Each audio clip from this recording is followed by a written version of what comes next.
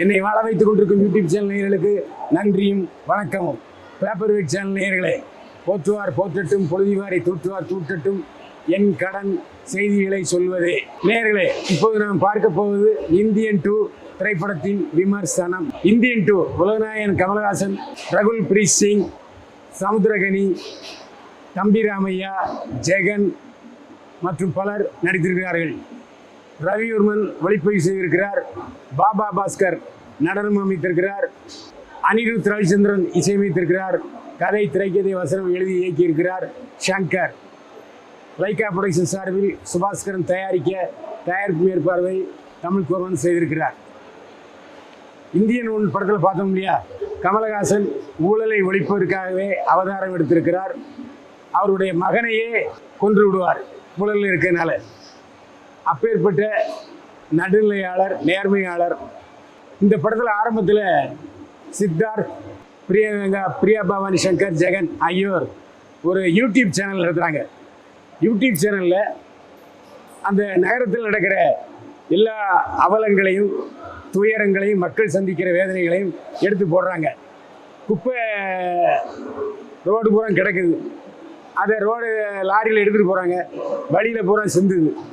உடனே ஜெகன் சித்தார்த்துடைய கூட்டாளி போய் கேட்பார், ஏன்பா இப்படி சிந்திட்டு போகிறேன்னா, ஏய் புற இதுவே அதிகம், லோடு அதிகமாக இருக்குது தெரியுமில்ல, போப்பா சூப்பர்வைசர் போய் சொல்லு அப்படின்னு சொல்லுவார். அதாவது அரசு ஊழியர்களும் செய்ய தெரியாமல் விழிக்கிறார்கள். அப்புறம் பார்த்தா நேராக அந்த குப்பை போடுற கிடங்கே போய் கேட்டால், சார் ஒரு நாளைக்கு இத்தனை ஆயிரம் லாரி வருது, இங்கே இடம் இல்லை, நாங்கள் பார்த்தீங்கன்னா எவ்வளோ கஷ்டப்பட்டுட்டு இருக்கோம், கொண்டு போடத்தான் செய்கிறோம், என்ன பண்ணுறது, 30% கமிஷன் கேட்குறாரு மந்திரி அப்படிங்கிறார். இங்கே வந்து திமுக அரசை, இப்போதைய அரசை கிழிச்சிட்டாங்க. அதுக்கப்புறம் மருந்துகள், போலி மருந்துகள் தயாரிக்கிறது, விற்பனை ஆகிறது. இதில் எத்தனை போலி மருந்துன்னு யாருக்குமே தெரியாது. அதே மாதிரி தகுதி இல்லாதவர்களுக்கு எம்பிபிஎஸ் சீட்டு கிடைக்குது. 1.5 கோடி ரூபா கொடுத்து சீட்டு வாங்குறாங்க. அந்த சீட்டு வாங்குறவர் லஞ்சம் வாங்க நினைச்சார். இப்படியாக எல்லா துறைகளிலும் சீல் பிடித்து அறுவை சிகிச்சைக்கு தயாராக இருக்கிற உறுப்புகளை போல எல்லா இடத்துலையும் ஊழல் நிரம்பி வழியுது. ஒன்றும் செய்ய முடியல. இவங்க போய் ஒரு இடத்துல ஒரு ஆஃபீஸ்லேருந்து ஒரு பொண்ணு தற்கொலை பண்ணுது. போய் அது தற்கொலை இல்லை கொலைன்னு சொன்னால் போலீஸாரை இவரு மேலே 2 சாட்சி சேர்த்துறாங்க. எனவே பயந்துடுறாங்க. வேறு என்ன செய்கிறது, போலீஸ்காரங்களே அவங்களுக்கு சாதகமாக இருக்காங்க கொலைகாரர்களுக்கு. அப்போது இவங்க 4 பேரும், சித்தார்த், ஜெகன், பிரியா பவானி சங்கர், நம்ம இந்தியன் தாத்தாவை மறுபடியும் கூப்பிடலாமே, ஏப்பா அவர் எங்கேப்பா இருக்காரு, இல்லைப்பா தைவானில் இருக்கிற மாதிரி கேள்விப்பட்டோன்னொன்னே இவங்க செய்தியை ஒருத்தருக்கு அனுப்புவாங்க. அப்போ அங்கே இருக்குன்னு சொல்லுங்க, தைவானாக இருக்காரு அப்படின்ட்டு. உடனே இங்கே வந்து கம்பேக் இந்தியன் தாத்தான்னு எல்லாருமே யூடியூப்பில் போடுவாங்க. இந்தியா முழுக்க அது ஸ்ப்ரெட் ஆகி இந்தியன் தாத்தா வரணுங்கிற மாதிரி இந்தியா முழுக்க கோரிக்கை வரும். இது இந்தியன் தாத்தா காதல் விடும். இந்தியன் தாத்தா தைவான்லையும் சும்மா இல்லை, அங்கேயும் போய் இதே மாதிரி நேர்மையானவர்களுக்கு ஆதரவாக இப்போ செயல்பட்டு கொண்டிருப்பார். அநீதிக்காரங்களை வெட்டி கொள்வார், துப்பாக்கியால் சுடுவார். அங்கேருந்து வருகிறார். இந்த வருகிறது பாபி சிம்ஹா உயர் போலீஸ் அதிகாரிக்கு தெரிஞ்சு போகும். உடனே அங்கே ஏர்போர்ட்லேயே போய் தடுக்கிறதுக்கு முயற்சி பண்ணுவார். ஆனால் போலீஸ்காரங்க கண்ணில் விரலை விட்டு ஆட்டி எஸ்கேப் ஆயிடுவார். ஊருக்குள்ளே வந்துடுவார் இந்தியன் தாத்தா. அப்போ பேசுவார் சித்தார்த்துக்கிட்ட, இந்த மாதிரி நான் வந்துட்டேன், ஆனால் சந்தர்ப்பம் வர்ற நேரத்தில் நான் வந்து உன்னை நேரில் பார்ப்பேன் அப்படின்றவார். இந்தியன் தாத்தா தன்னுடைய பணிகளை கவனிக்க ஆரம்பிச்சுடுவார். நாட்டு நடப்போல் அப்படியே படம் வாங்கியிருக்காங்க. விஜயம் இல்லையா, இந்தியாவில் உள்ள பேங்க்கில் 10,000 கோடி கடனை வாங்கிவிட்டு வெளிநாட்டு தப்பிட்டார். ஆனால் அதே சமயத்தில் வங்கியில் கல்வி கடன், பள்ளியோட காலேஜில் படிக்கிறதுக்காக சில 1000 ரூபாய் வாங்கியிருப்பாங்க. அது மாதத்தவணை கட்டலை அப்படிங்கிறதுக்காக போய் அசிங்கப்படுத்துவாங்க. அதில் ஒரு பொண்ணு தூக்கு மாட்டி செத்துரும். இந்த மாதிரியான விஷயங்களை வந்து இந்தியன் தாத்தா தடுப்பார். இதில் என்னென்னா திடுக்கடும் திருப்பங்களை வந்து வச்சுருக்காரு. யாரை நம்ம நல்ல நினைக்கிறோமோ அவங்க கெட்டவராக இருக்காங்க. இது படத்தில், இந்த படத்தினுடைய நிகழ்வுகளை சொன்ன சுவாரஸ்யமாக இருக்காது, என்னால் சொல்ல முடியாது. இதில் படத்தில் ஒரே ஒரு முக்கியமான கருத்து, தலையாய கருத்து என்னென்னா, ஊழலும் லஞ்சமும் நம்மக்கிட்ட உங்ககிட்ட சுயநலம் இருக்கிற வரைக்கும் ஒழிக்க முடியாது.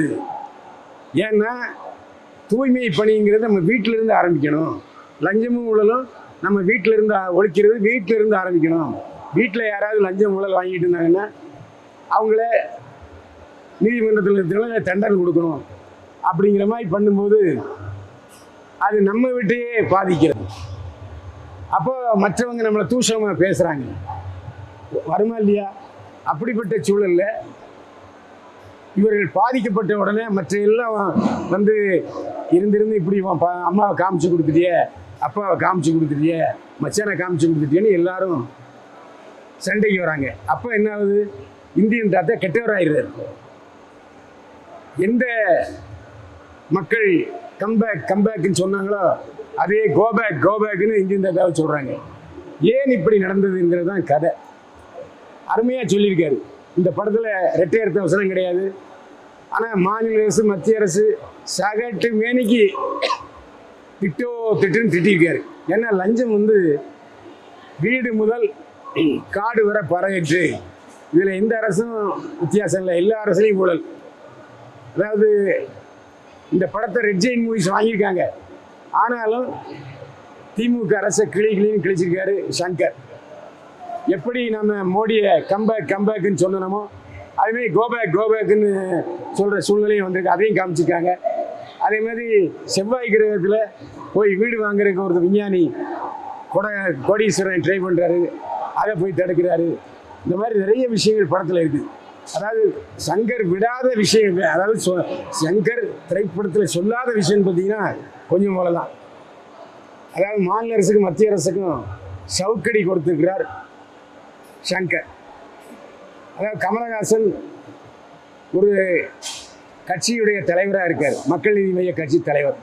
ஆனால் அவர் அதையிலிருந்து வந்து அதையும் தாண்டி படத்தினுடைய பாத்திரமாக மாறியிருக்கிறார். ஏன்னா அவர் சார்ந்த இந்தியன் கூட்டணியும் திட்டியிருக்காரு, அவர் சார்ந்து இருக்கிற திமுக அரசையும் திட்டியிருக்காரு கமலஹாசன். அதில் எந்த பாகுபாடும் இல்லை. இந்த படத்தை பொறுத்த வரைக்கும் கமலஹாசன் இந்த வயசில் கிட்டத்தட்ட 10 மாறுபட்ட வேடங்களை செஞ்சுருக்காரு, பிரமாதப்படுத்திருக்காரு.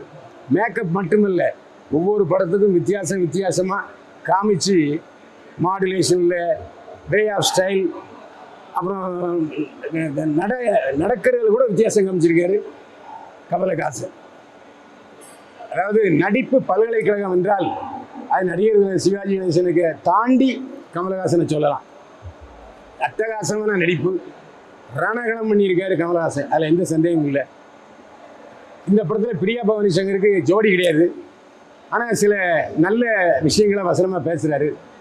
தனக்கு ஜோடி இல்லை, டான்ஸ் இல்லைங்கிறவொன்னே ப்ரொமோஷனுக்கு வரலையோ என்னமோ தெரியல, ஆஸ்திரேலியாவில் தன்னுடைய பாய் ஃப்ரெண்ட் ராஜ்வேலோட சுற்றிட்டு இருக்காரு பிரியா பவானி சங்கர். ரகுல் பிரீத் சிங் முதல்ல ஒரு சீன் வருவார், அப்புறம் வந்து முதல் சீனில் சித்தார்த்தை திட்டுவார், அப்புறம் சித்தார்த்த வழிக்கு அவர் வருவார். இப்படி சேஞ்சஸ், மனம் ஒரு குரங்குங்கிறது நல்லா காமிச்சிருக்காரு சங்கர். அதேமாரி சமுத்திரகனி அருமையான ஒரு லஞ்ச ஒழிப்புத்துறை அதிகாரியாக வர்றாரு. ஆர்ப்பாட்டம் இல்லாமல் அழகாக நடித்திருக்கிறார் சமுத்திரகனி. தம்பி ராமையா ஒரு பெரிய அதிகாரியுடைய வீட்டுக்காரராக வர்றாரு. அதாவது வீட்டு மாப்பிள்ளையாக இருக்கவங்க எப்படி இருப்பாங்க அந்த மாதிரி அடங்கி ஒடுங்கி இருக்கிறாரு. ஆனால் பாதிக்கப்படுகிற பொழுது, தன்னுடைய மனைவி பாதிக்கப்படுகிற பொழுது பொங்குறாரு, கடல் அலையாக பொங்குறாரு, சுனாமியாக பொங்குறாரு. அந்த கட்டம் ரொம்ப சூப்பராக இருக்குது. தெலுங்கடியர் பிரம்மானந்தம் ஒரே ஒரு காட்சியில் வருவார், 3வது பாட்டில் வர்றாரா என்னமோ தெரில. 2 சீனில் வந்தாலும் அட்டகாசமான அரங்கு, அப்படியே சுற்றி பார்க்க வச்சு விட்டார் அரங்க அமைப்பாளர். அவரும் 3 சீன் தான் வர்றாரு. ஆனால் தன்னுடைய தனி பாணியில் நம்மளை கவர்றாரு எஸ் ஏ சூர்யா. அவரும் 3வது பாட்டுக்கு காத்திருக்காரு என்னமோ தெரியல. இந்த படத்தில் ஒளிப்பதிவாளர் ரவிவர்மன் அட்டகாசமான ஒளிப்பதிவு. இது வரைக்கும் பேன் இண்டியாவில் படம் பார்த்ததெல்லாம் பார்த்தீங்கன்னா வறுமை, ஒரு சிவப்பு கலர் மட்டும் தெரியும், வேறு கலரே தெரியாது. அப்படி ஒரு அடித்தள வண்ணக்கலையை கொடுத்துருந்தாங்க. இதில் அப்படி இல்லை, அழகாக எல்லா நிறங்களும் தெரிகிறது. அரங்குகள் பிரம்மாண்டமாக இருக்குது. அது மட்டும் இல்லை, ஒரு காட்சி ஒரு 40 வெளிநாட்டு அழகிகளுடன் ஒரு இந்தி நடிகர் ஆடுற டான்ஸ் இருக்குது. அந்த டான்ஸுக்காகவே ஒரு 2-3 தடவை பார்க்கலாம். அவ்வளவு கவர்ச்சி, ஆபாசம் அல்ல கவர்ச்சி. இன்னொரு தடவை பார்க்கலாம் அப்படிங்கிறது தோணுது. ஆபாசமாக இருந்தால் ஒரே சீனோட முடிவு போகும். ஆனால் கவர்ச்சி என்றால் திரும்ப திரும்ப பார்க்க தூண்டும். அந்த மாதிரி நடன காட்சி பாபா பாஸ்கர் நடனம் அமைத்திருக்கிறார், அட்டகாசம். அது மாதிரி பீட்டர் ஹெயின், சில்வா ஆகியோர் சண்டை அமைத்திருக்கிறார்கள். ஒவ்வொரு சண்டை காட்சிக்கும் வித்தியாசமான சண்டை காட்சிகள் அசத்துகிறார். நடனமும் டான்ஸும் ஒரு என்டர்டெயின்மெண்ட் படத்துக்கு என்னென்ன தேவையோ அதை விட அதிகமாகவே இருக்குது. அதே மாதிரி இந்த படத்தில் பிரம்மாண்டமான அரங்குகளை நிர்மாணித்த கலையரங்க ஆர்ட் டைரக்டரையும் பாராட்டி ஆகணும். இந்த படத்தை பொறுத்த வரைக்கும் சின்ன சின்ன வேஷங்கள் கூட எல்லாருமே மிகச்சிறப்பாக செஞ்சுருக்காங்க. சங்கரை ஏன் திரும்ப திரும்ப பாராட்டணும்னு சொன்னால், ஸ்க்ரீன் பிளேயில் மாறுதல் ஏற்படுத்தியிருக்காரு. ஒரு சீனோட தொடர்ச்சி அடுத்தா போகிறோம், இடையில வேற ஒரு சீன் வரும், அந்த சீனுக்கு அப்புறம் அடுத்த தொடர்ச்சி வரும். அதெல்லாம் நல்லா புரியும்படியாக செஞ்சுருக்காரு.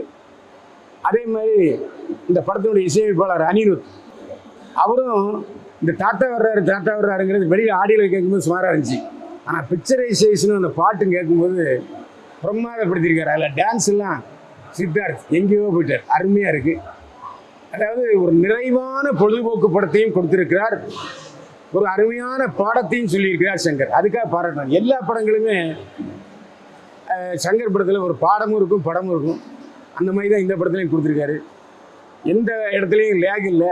கொஞ்சம் ரிப்பீட்டடாக அதே சீன், அதாவது பழிவாங்கல்ல ஒரே சீன் திரும்ப திரும்ப வரும்போது கொஞ்சம் லேசாக போர் அடிக்கிற மாதிரி உணர்வு வருது.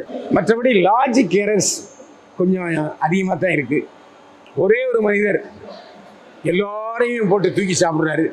அதேமாதிரி ரஜினிகாந்த் படத்தில் வர்ற இந்திரன் படத்தில் மாதிரி 40 துப்பாக்கி அப்படின்னு சுடுவோம், அந்த மாதிரி காட்சி. அதேமாதிரி இதில் ஆக்ஷன் சீக்வன்சஸ்லாம் நல்லா இருக்குது. ஆனால் கடைசியில் யாரெல்லாம் கம்பேக்னாங்களோ அவங்களாம் கோபேக்குங்கிறதுக்கு ஒரு அழுத்தமான, எல்லோரும் எப்படி ஒரே நேரத்தில் கோபேக்குன்னு சொல்லுவாங்க.